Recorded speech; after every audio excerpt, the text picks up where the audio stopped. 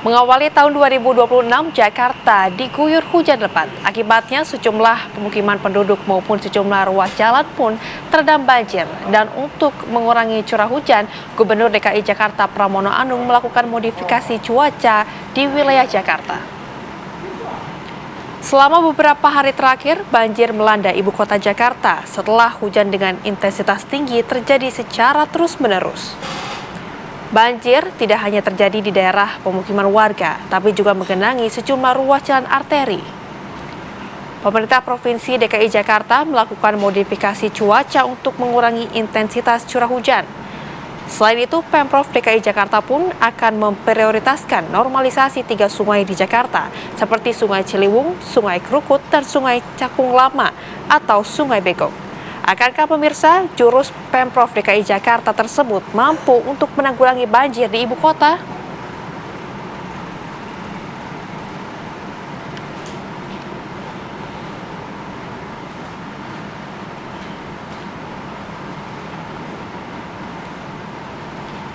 Pemirsa, pemerintah Provinsi DKI Jakarta melakukan operasi modifikasi cuaca untuk mengendalikan hujan agar tidak turun dengan intensitas tinggi di wilayah Jakarta. Akankah pemirsa modifikasi cuaca ini mampu menjadi solusi penanganan banjir di Jakarta? Kita akan bahas bersama dengan pakar iklim dan cuaca ekstrim dari BRIN Profesor Erma Yuli Hastin. Selamat siang, Prof. Selamat siang, Mbak. Baik, Prof. Ini kalau kita lihat ya di Jakarta mungkin hujan seringkali terus-menerus terjadi akhir-akhir ini. Tapi yang penting untuk kita ketahui, apa sebetulnya modifikasi cuaca ini sih, Prof?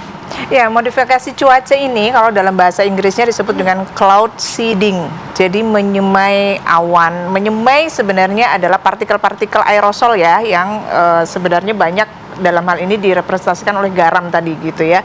Itu sebenarnya aerosol. Jadi di situ ada 3 hal yang perlu diperhatikan dalam setiap operasi modifikasi cuaca. Yang pertama, dia hanya bisa bekerja pada skala yang mikro. Mikro ini berarti radiusnya tidak besar begitu ya, kurang dari 2 km. Itu yang kita namakan dengan mikro. Skala yang mikro, kecil, sesuai dengan target area begitu ya. Kemudian yang kedua, teknologi ini bekerja untuk harusnya gitu ya pada proses yang sangat mikro juga, yaitu skala mikro yang ada di awan. Kita menyebutnya mikrofisika. Di awan itu ada proses sebelum awan terjadi, itu ada pertumbukan partikel-partikel kecil gitu ya. Nah, itulah yang terjadi di dalam sebuah pertumbuhan awan. Kemudian yang ketiga, selain memperhitungkan skalanya yang mikro, kita harus juga aware dengan resiko. Resiko ini dilihat dari 3 hal karena ini adalah penggunaan teknologi. Yang pertama, apakah resikonya ini berkaitan dengan resiko lingkungan? Karena setiap teknologi itu punya resiko lingkungan. Kemudian yang kedua, lingkungan tentu dalam hal ini adalah memperhitungkan teorinya ya, secara cuaca seperti apa, apakah tidak berdampak pada sekelilingnya, karena cuaca ini sebuah sistem. Kemudian yang kedua, resiko ini juga dilihat dari dampaknya terhadap daerah di luar target area itu, gitu ya. Termasuk juga lingkungan dalam hal ini adalah sosial juga gitu ya, perhitungan secara sosial. Nah, kemudian yang kedua adalah efektivitasnya atau efisiensinya. Mengapa? Ya karena setiap teknologi punya biaya yang harus dikeluarkan. Nah, jadi dampak atau resiko ini juga harus dihitung begitu. Saya kira itu yang perlu diperhatikan dalam setiap operasi modifikasi cuaca, itu memperhitungkan bahwa dia hanya bekerja terbatas sesuai dengan skala yang kecil, kemudian ada resiko, sehingga ada yang dinamakan dengan kondisional. Jadi sesuai dengan kondisinya. Jadi hari ini apakah diperlukan nih? Bagaimana cuacanya? Karena cuaca kan dinamis ya Mbak ya, jadi berubah-ubah sesuai dengan kondisi yang terjadi begitu.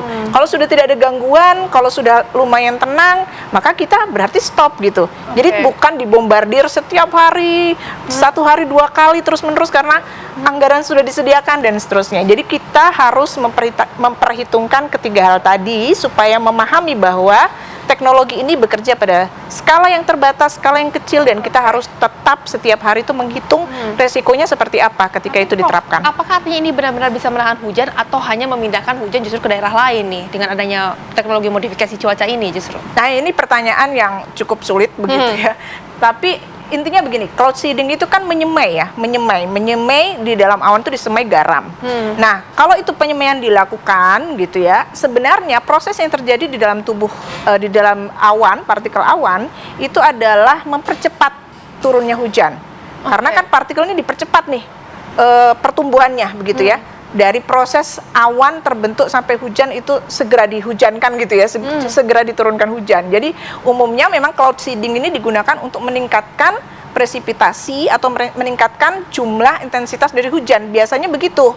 Karena itu digunakan untuk membersihkan udara, meningkatkan kualitas udara karena banyak polusi, mengatasi polusi, kemudian mengisi waduk gitu ya, mencegah kekeringan, karhutlah biasanya di luar negeri umumnya seperti itu gitu ya. Tapi kalau karena tadi prosesnya dipercepat menjadi hujan. Nah, kemudian problemnya adalah cloud seeding yang di Indonesia ini kemudian diturunkan di laut supaya nggak masuk ke darat. Nah, ini secara teori yang kita turunkan sebagai hujan di laut itu, kalau anginnya sedang kuat nih, fenomenanya sedang kuat, angin dari laut menuju ke darat, berarti apa yang kita turunkan sebagai hujan di laut tidak menutup kemungkinan hujan tadi akan digeser menuju ke darat kan, karena anginnya sedang kuat. Itu yang pertama. Yang kedua, di dalam proses pertumbuhan dan peruraian atau terurainya hujan itu bisa men-trigger terbentuknya awan-awan yang baru secara cepat. Itu dinamakan dengan cold pool, kolam dingin.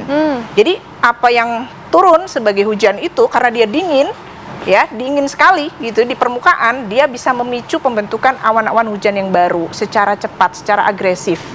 Nah, ini terjadi, ini secara teori bisa terjadi seperti itu.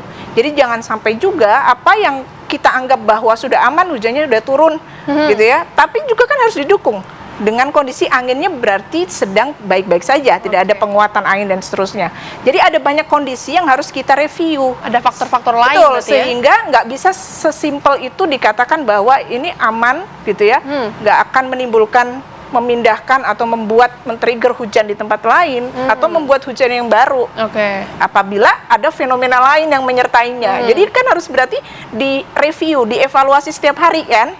Besok kita mau operasi, hari ini oke nggak? Besok kemungkinannya gimana gitu. Jadi nggak langsung kemudian satu kali periode itu udah tiap hari, gitu ya. Nah, itu hal-hal penting yang perlu diperhatikan, Mbak. Oleh karena itu kalau saya menyarankan ada atau diperlukan ya assessment ini setiap melakukan operasi itu bahkan harus didukung mestinya dengan kajian atau riset sebelumnya. Kemudian ada pada saat itu juga dilakukan evaluasi dan sesudahnya juga dilakukan evaluasi. Dalam arti harus ada clearance etik di situ. Clearance etik itu artinya menjamin penggunaan operasi pada hari itu tuh aman, tidak menimbulkan hujan di tempat lain. Ini harus nih.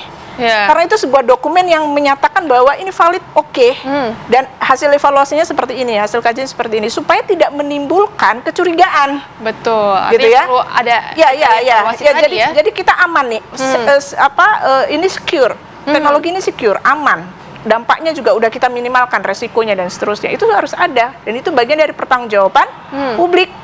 Karena kan menggunakan biaya. Betul sekali. Ada biaya besar gitu. Iya, besar sekalipun biayanya juga besar. Betul. Ya. Tapi ini seberapa besar sebetulnya kontribusi dari adanya modifikasi cuaca ini untuk mengurangi banjir terutama di Jakarta nih, Prof? Ya, menurut saya karena bahkan WMO sendiri memberikan rekomendasi kalau operasi modifikasi itu dilakukan pada kondisi gangguan cuaca sinoptik yang skalanya besar atau sedang terjadi cuaca ekstrim yang dipicu oleh sistem besar, maka gitu ya, ini dalam tanda kutip harus sangat berhati-hati gitu ya, dan harus dijadikan satu bagian kecil dari sistem pengelolaan manajemen air yang terintegrasi.